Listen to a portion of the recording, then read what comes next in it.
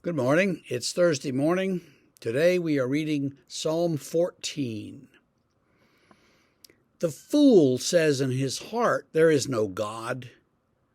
They are corrupt. They do abominable deeds. There's none who does good. The Lord looks down from heaven on the children of men to see if there are any who understand, who seek after God. They have all turned aside. Together they have become corrupt. There is none who does good, not even one. Have they no knowledge, all the evildoers, who eat up my people as they eat bread and do not call upon the Lord?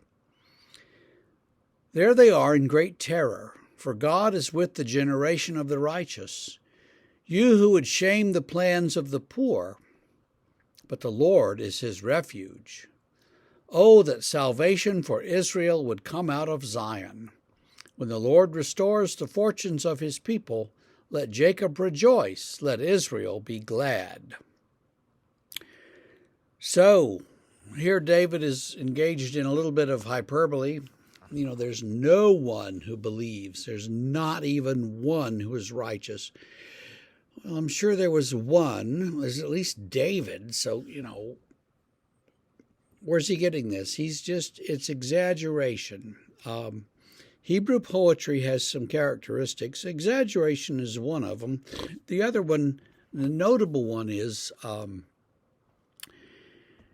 where it says something like, it's not going to be an illustration of it in this psalm, is there? Not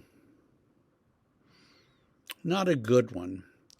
But, there are verses that say things, the first part of the verse in one language, one set of terms, and then repeat the same idea in different words, different terms. And so you get something like, I'm drawing a complete blank. Let's look at quickly at Proverbs, because Proverbs is filled with them. And we're not going to find a good one there either, are we? Come on.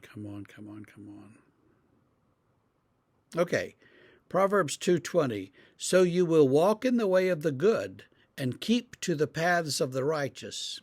Now, despite what a lot of preachers do, those are not two different things. That's just Hebrew poetry. You say it, and then you say it again in different words. I think that might be, in our poetry, things tend to rhyme and have sort of internal rhymes and things. Hebrew words, almost all of them sound the same, so that really wouldn't work out quite so well. It rhymes anyway, so they look for this other kind of thing. So they do this, repeating the idea again and again, and that's kind of what goes on here in the Psalm 14. It's David is exaggerating. They've all become corrupt. They've all turned aside from the way of God.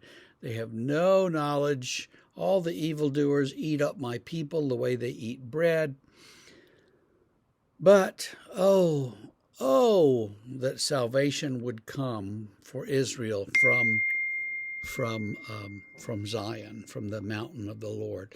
And salvation will come, and David knows that. At this point, this particular psalm, he's just aggravated at all these fools who say, oh, there's no God, none of that stuff is true, do what you want to do. And, wow, that sounds a lot like today, doesn't it? There's no God, you can, do what you want to do. Okay, that's your choice.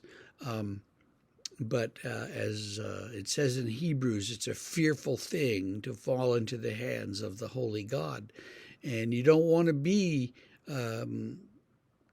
around when God appears and turns out there is a God and you haven't given him honor, glory, or obedience. So there's something for you to think about. And we'll continue more tomorrow. And I hope that you have a great day all day today.